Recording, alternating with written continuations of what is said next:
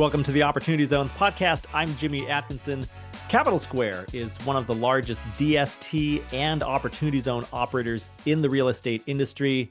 To date, on their Opportunity Zone platform, they've raised $235 million in OZ equity across 9 different projects.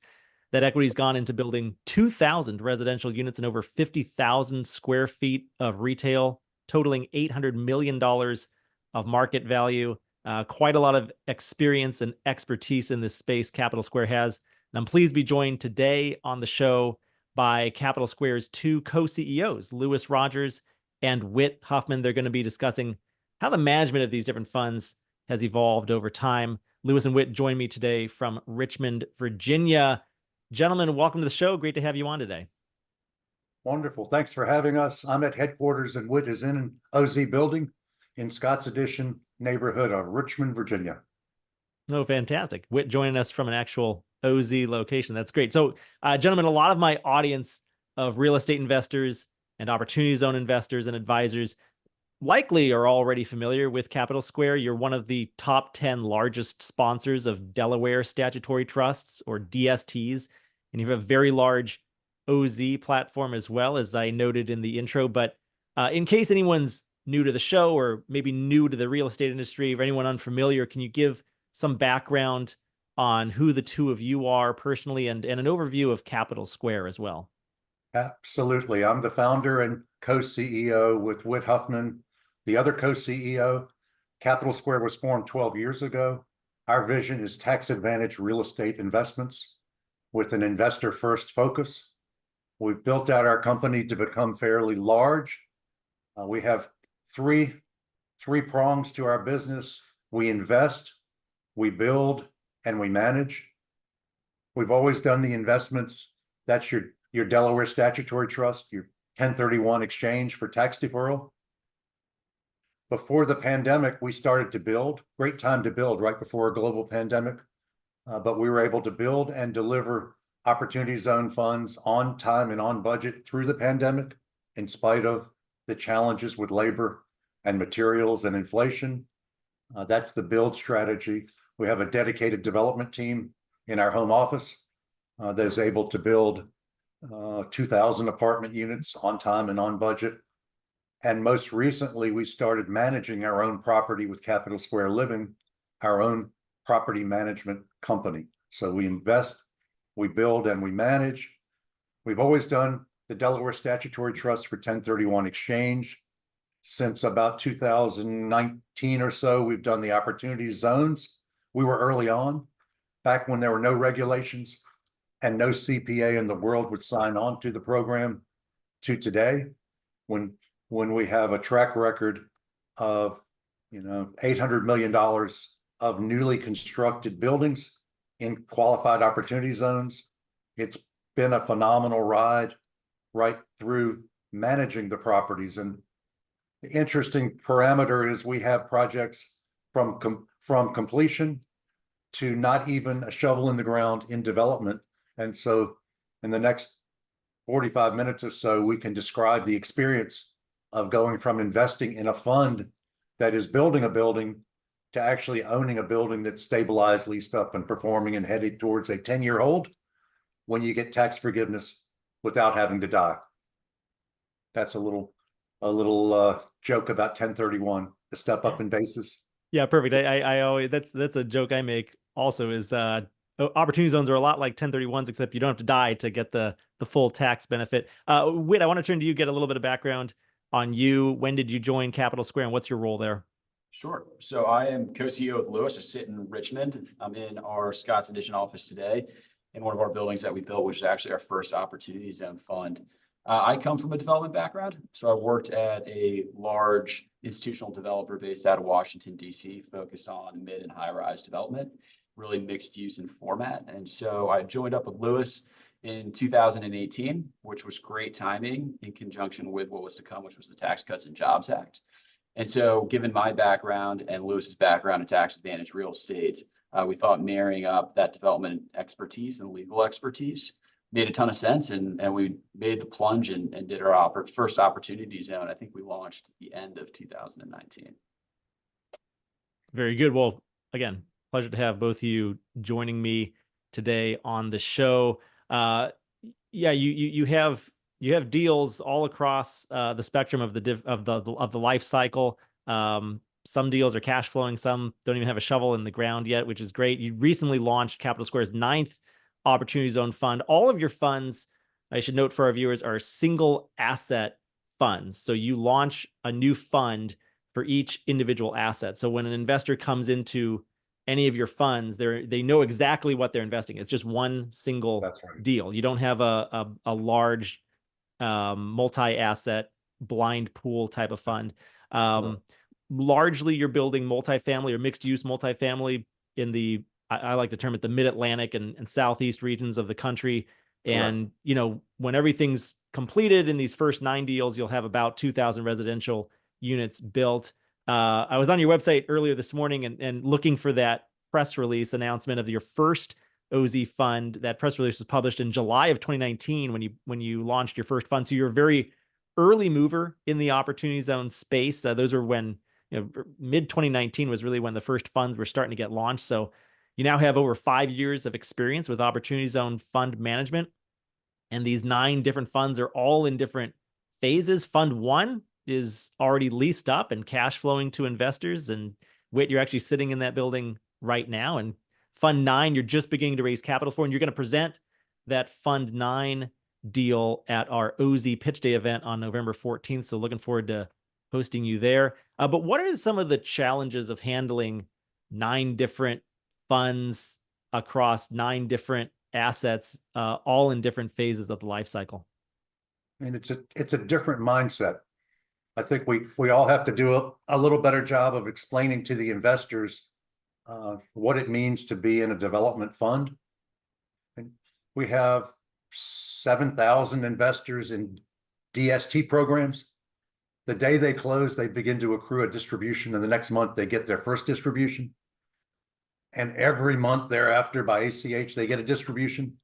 Or in our REIT, you get a monthly distribution, or in the preferred, you get a monthly distribution. The investors and the advisors need to explain that we have to build a building, right? And that's a living, breathing process. So the goals are different. It's not stable cash flow and appreciation through a holding period and a sale and do another exchange and swap till you drop. It is first to find a lot in a qualified opportunity zone that meets a business parameter that works. We've done that 9 times. We've found perfect lots, build a fund with investor equity, and match that with a construction loan. Typically a local lender or a regional bank will make a construction loan. Then you have to build a building, right? Right. It's a pile of dirt to begin with. Build a building. Then you have to lease it up and stabilize it. You have to build your reserves. You've got to fill it up with tenants. And then our vision is to permanently finance the property and make a special distribution to investors. And so far, we've been able to distribute 30-40% of investor equity years in advance of the 2026 tax payment date. At that point, we are stabilized. We have a building that's performing, and we can begin to talk about distributions and cash flow. But not until we have designed, built, stabilized, built reserves to be ready. What does that take? About 24 months or so?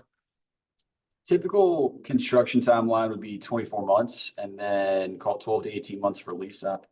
And then to optimize the rent roll takes another, 9 to 12 months thereafter.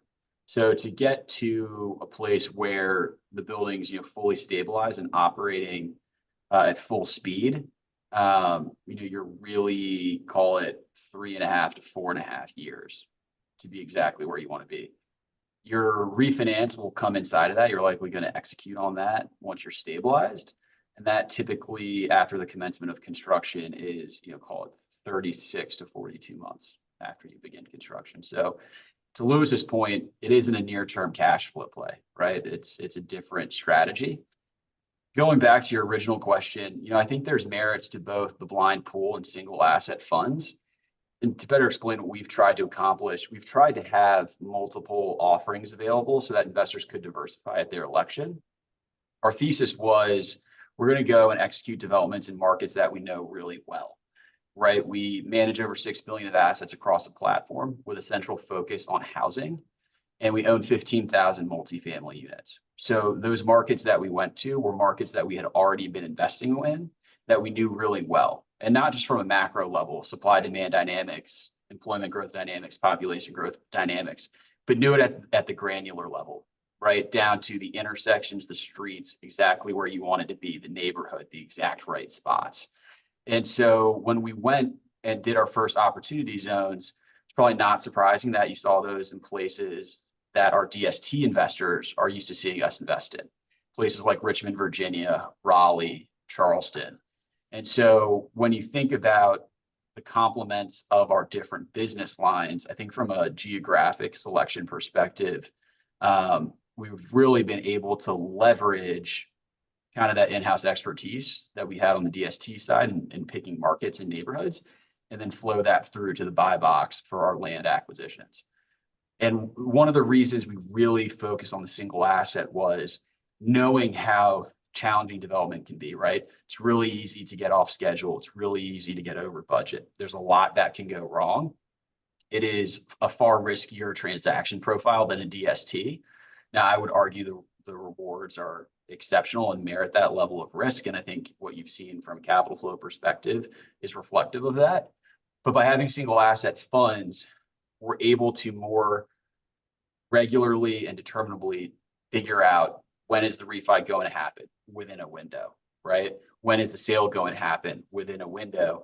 And for those folks that are relying on those refinance proceeds, when you take out the construction loan and put on the permanent financing, those folks that are relying on that to settle up their deferred capital gains liability, we have found that that's really important to them. And so while we've had a lot of folks say, well, why don't you go raise just one, giant fund and be more efficient? Well, yes, it would be more efficient for us, but we're not convinced that that's the best execution for the investor. Yeah, great overview. Thanks, gentlemen. And definitely good to reiterate that the DST platform versus an OZ platform, a lot of similarities, right? They're both capital gains tax programs, but there are some huge differences between the two. The investment strategy couldn't be more different, really. I mean, you're investing in real estate, but the type of investment that you're making, stable cash flowing asset versus opportunistic ground up construction, taking on some additional construction risk as an OZ investor, and really having it be more of a longer term 10+ year hold, much different than a DST investment that cash flows basically within the first month, as you mentioned. Right. Whereas as an OZ investor, you're going to be illiquid for at least a couple of years before the property gets leased up and starts distributing cash to its investors. You mentioned you have these different funds and you're refinancing, so your investors can get a refinance cash distribution prior to their 12/31/26 capital gains deferral date to pay that tax bill in April of 2027. Is that becoming more of a challenge for you to structure and deliver on that as the deferral date gets closer and closer? It's becoming a challenge. We have on OZ9, we're getting close, right up to the wire. And we hope we'll get some relief in Washington, because the program has worked so well in creating housing and jobs and tax revenue. But we're getting to the point where we won't have an OZ10 unless we get a little help from Washington. The one thing I would add to that, Jimmy, something that we often hear is advisors will work with their clients to plan to not rely on the investment in the opportunity zone to settle up that deferred capital gains liability. And I think it was a super easy glide path when you were working on 2019, 2020, 2021 vintage deals. Tougher glide path for anything that's put into production over the last 2-year window. The timeline might add up, but as we know, with the rising interest rate environment, that refinance may not be as juicy as was otherwise anticipated.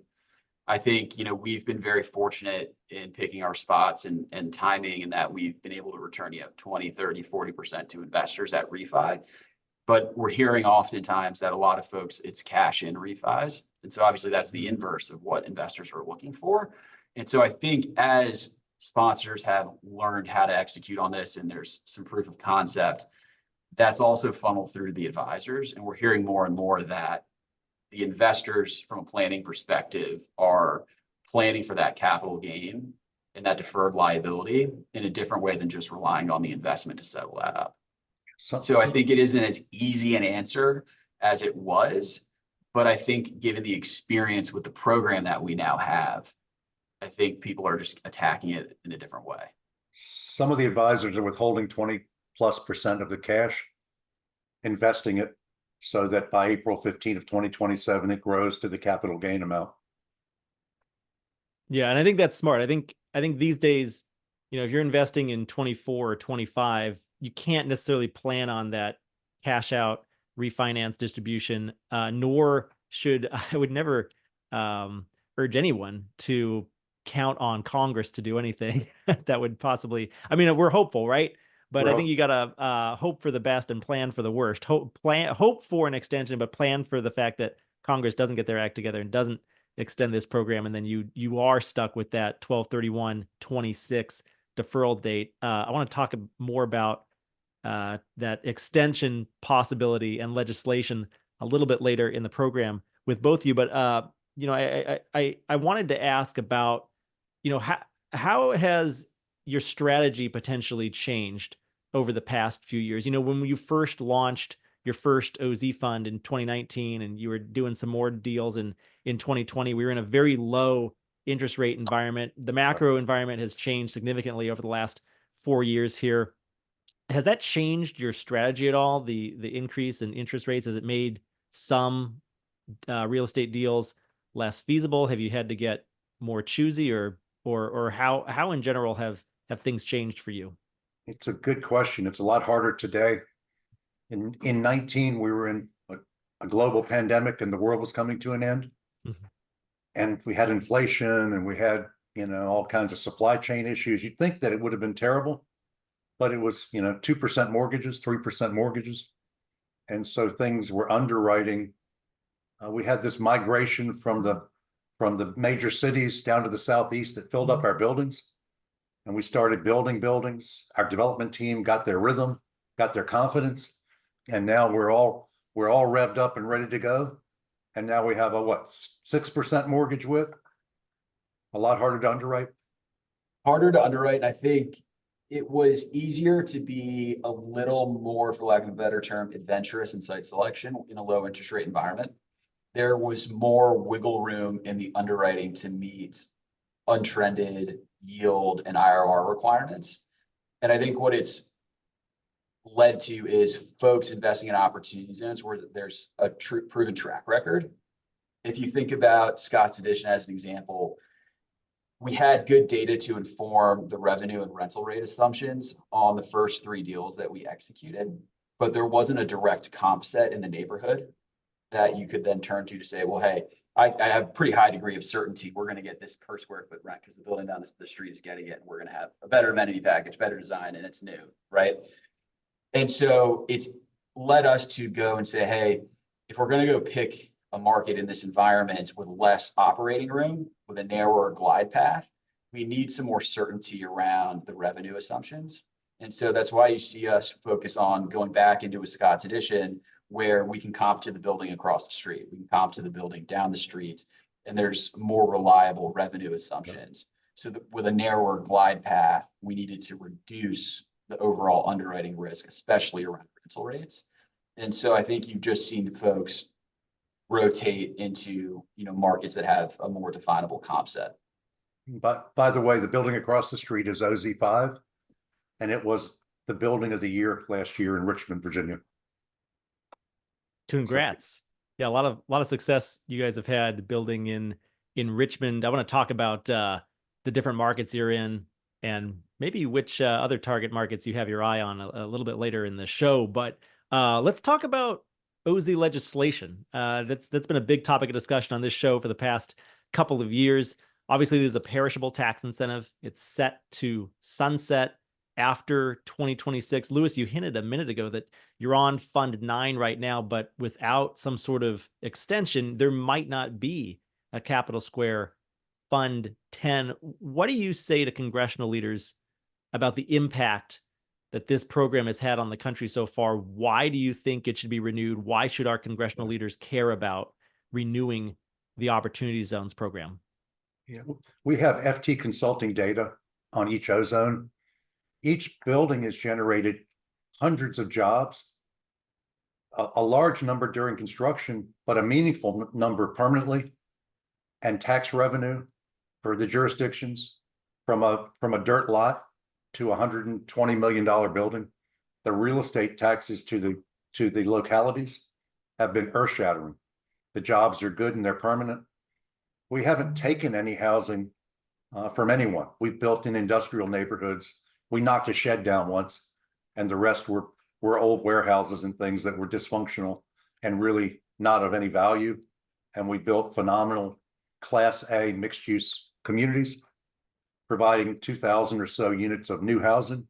We're 3.5, 4 million houses short. We've chipped in 2,000 of them. It's basically all good.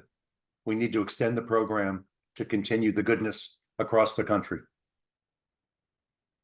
Whit, I don't know if you have any additional thoughts there, but obviously, I think we need to give, like, we as the Opportunity Zone industry need to have our voice heard. We need to give congressional leaders reasons why they should care about this program. And there are some in Congress who do care greatly about the program, but a lot, it's just not a priority for them, or they even think, or at least they say that they think that the program is more harmful than good. What do you say to them? Well, I would say, in no way is it more harmful than good. And I think the data supports that conclusion. And I think a narrative that we often hear is, well, it's dislocating legacy residents, and that's just something that we haven't seen. In every instance, in every opportunity zone we've built, it's been either a vacant site or a vacant commercial structure. If you think about the building that I'm sitting in today, it was a dirt lot with a chain link fence and a shed for a timber company. And from a highest and best use perspective, the tax revenue the state and local municipality is receiving off of an asset in that format is really, really low in comparison to what they're receiving today. And so you have to think about, well, what good can the state and local municipality do with that incremental tax revenue? Well, they can do a lot of good. And what does it do for their ability to enhance their bond ratings? And what does it do for their ability to help meet their affordable housing objectives by filling the coffers, right? There's a lot of good that can be done there.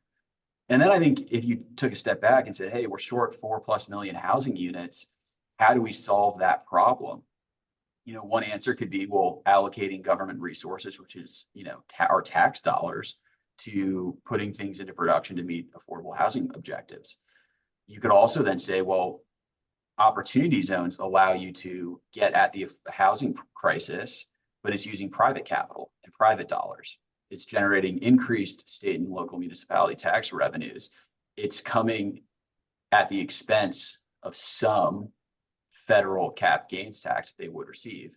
And it's always important to remind them that, yes, there's ultimate exclusion, but you are getting that deferred cap gains tax, right? And it's going to come through the door in 2027. So you're not giving it up, you're just taking a step down.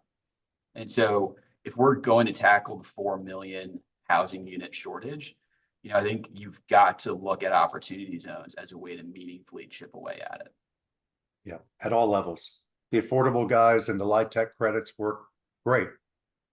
We're in a different market segment, and we're building garden style and mid-rise. That's more of a middle income, higher income demographic. Those are housing units that didn't exist before. Yeah, and I think there was a recent Novogradac study that showed, I forget what the exact number was, but it was hundreds of thousands of housing units that have been built with Opportunity Zone equity since program inception. And that is the type of story that all members of Congress should care about, no matter which side of the aisle they sit on, and that our president should care about as well. Well, turning our attention now to, I want to talk more about your specific OZ platform. You have these 6 deals in Richmond, Virginia. You've done a really nice job building a lot of assets there, but you also have 1 deal each in Charleston, South Carolina, Raleigh, North Carolina, and Knoxville, Tennessee. What is it about those particular target markets that you like? And do you have your eye on any other target markets possibly for future OZ deals, especially if we do get an extension or a renewal of the program? Yeah, I'll defer to Whit, but this is a follow-on from the pandemic, the migration, from the mega cities to the southeast, where people have a little more room to breathe and it's more cost effective, and where the jobs are being created. What do we like about these high growth markets in the Sun Belt? I think a characteristic that they all share is significant job growth and significant population growth. And then if you bifurcate that growth with different levels of earners, we see opportunity across the build sections, right? So class A, commodity, affordable, right? There's opportunity to build and develop across all those segments of construction. And so what we've tried to do is marry in that analysis from a growth perspective with operating performance at assets that we already own in those markets. So we know, based on our holdings in Knoxville as an example, and just Tennessee broadly, that we're still seeing significant rent growth. From an operations perspective, controllable and uncontrollable expenses are exactly where we want them to be. So from an underwrite perspective, we've got a really good handle in those markets of how the assets should perform post completion. And so when we tie that with our macro analysis from a growth perspective, and that looks at supply, demand, where are people coming from, how much are they making, how much can they support, that's really what leads us to places like Knoxville, right? If you look at Raleigh, there's been a significant amount of supply. Everybody's seen what we've seen, but we're actually delivering into a period when that supply wave will effectively shut off here at the end of 25 and into 26. And so we've really focused on the Southeast. It's done exceptionally well for us. And we've tried to cluster our holdings in markets that we have high conviction in. Places like Chattanooga, places like Raleigh, places like Knoxville. Charleston was a super interesting case study for us because it was a little outside of our traditional buy box. It's a short-term hotel component. It's 50 keys. It was designated architecturally significant, so it has a rooftop F&B concept. And Charleston's one of those unique places with a zoning overlay where you can't build more than 50 hotel keys moving forward on new hotel development projects.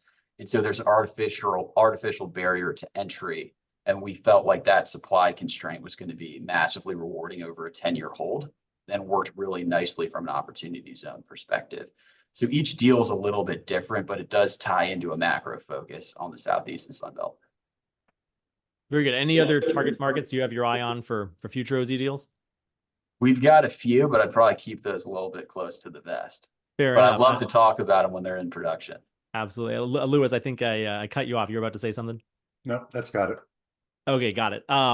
And let's revisit that conversation we were having a minute ago about DSTs versus OZs, Yes. some of the differences there. You guys, as I mentioned before, you're a top 10 Delaware Statutory Trust or DST sponsor. I think one of you mentioned near the top of the show, you have 7,000 DST investors on your platform. So you have a lot of experience there already. I don't know how many OZ investors you have, but my question is, how do you direct people coming to you on whether they should do a DST or an OZ, and which platform are you having more success raising money on these days? Sure. Just to go back 1 second, for 1031 exchangers who cash out taxable and invest in an OZ, what we do is not that surprising. But a larger number have sold stocks, bonds, Bitcoins, businesses, and things that were not real estate. And so they really don't have a clue on what it's like to have a construction loan and construction draws and to build a building and codes and all that jazz. So I think as an industry, we need to do a better job of educating them on what it means to be in a development fund. That's sort of a starting point. When we compare DSTs to opportunity zones, the starting point for a real estate investor is, what are you looking for, right?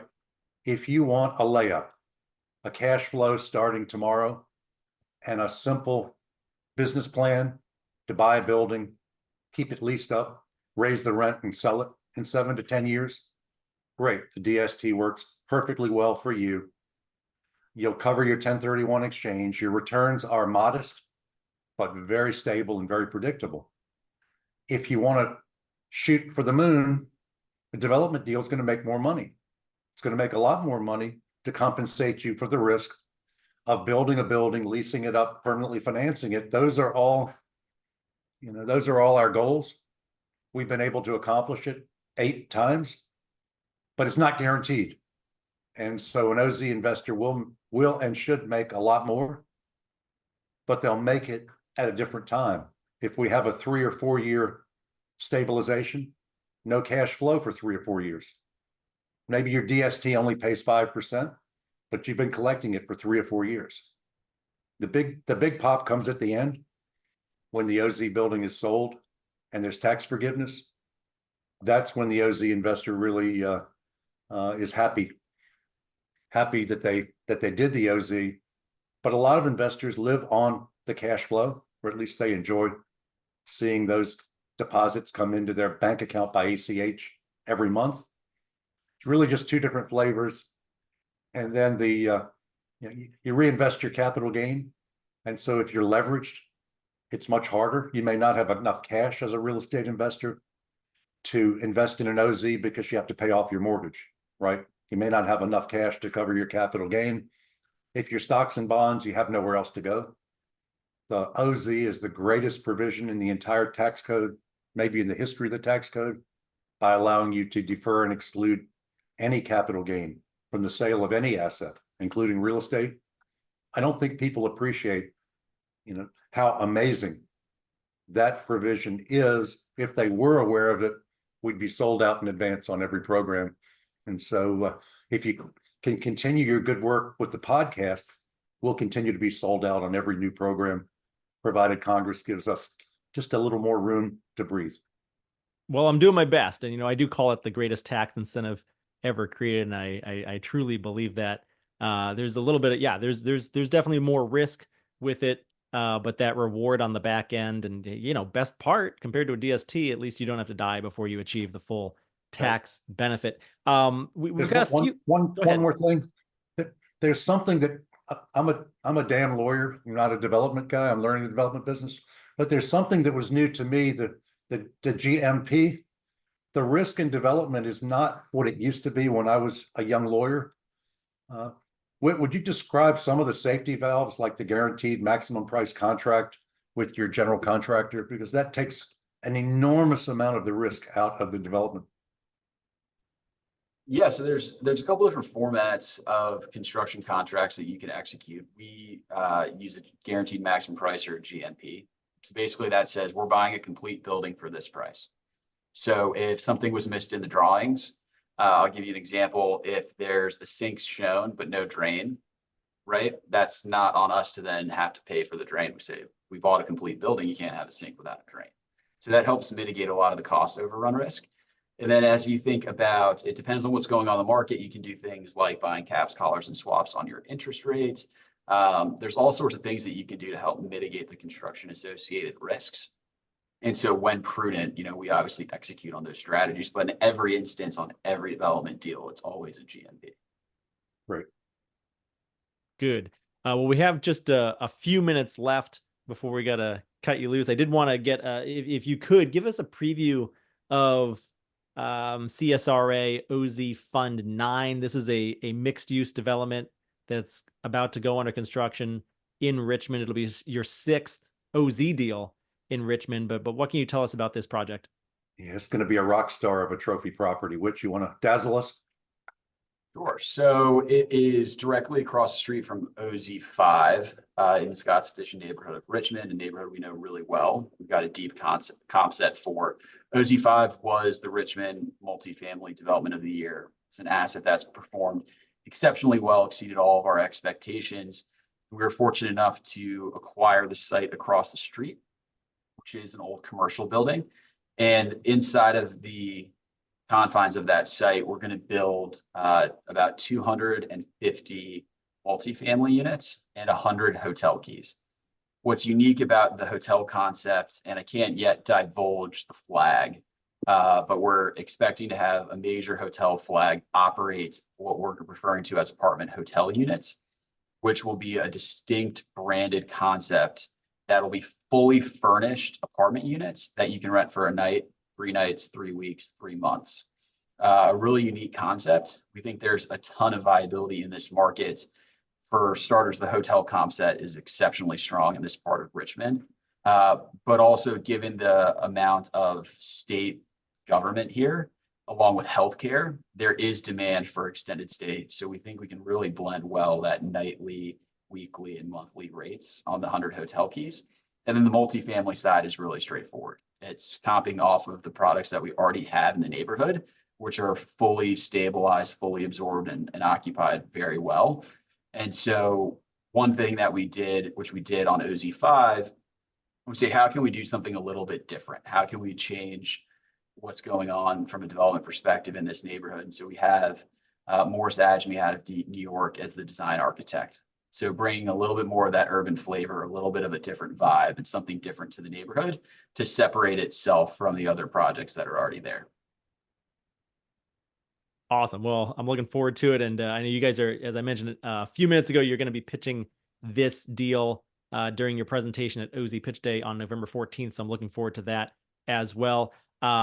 Louis, Whit, it's been a pleasure speaking with both of you today. Thank you both for your insights. Before we go, where can our audience of Opportunity Zone investors go to learn more about Capital Square? You can reach us on our website, capitalsq.com, or you can call me directly on my cell phone. The marketing people are horrified when I do this, but it's on the side of my horse trailer as well. My cell number is 804-833, guess the last four. 1031, 804-833-1031, Capital Square, capitalsquare.com. Jimmy, I hope you'll come visit us so we can give you a tour, a pub crawl of Scott's Addition. It's the greatest place in Richmond to live, work, and play. It's the hottest neighborhood. We're commanding what, with $3 a foot rents in penthouse apartments. And it is an absolute phenomenally exciting time to be in the Opportunity Zone business. Thanks for all that you do for our industry in providing knowledge and transparency. And we appreciate you, man. Well, thank you, Louis. I appreciate you as well. And now all of my audience has your cell phone number too, so watch out. And for my audience today, yes. It's ringing already. There you go. I'll send wiring instructions. I love the last 4 digits, Louis. That's awesome. Hey, for my listeners out there today, we will have show notes available on our website at opportunityzones.com/podcast. And there we'll have links to all of the resources that Louis, Whit, and I discussed on today's show. And please be sure to subscribe to us on YouTube or your favorite podcast listening platform to always get the latest episodes. If you're watching us on YouTube now and you enjoyed today's conversation, give us a thumbs up. Louis and Whit, thanks again so much for joining me today. Thanks for your time. Thanks, Jimmy. Take care.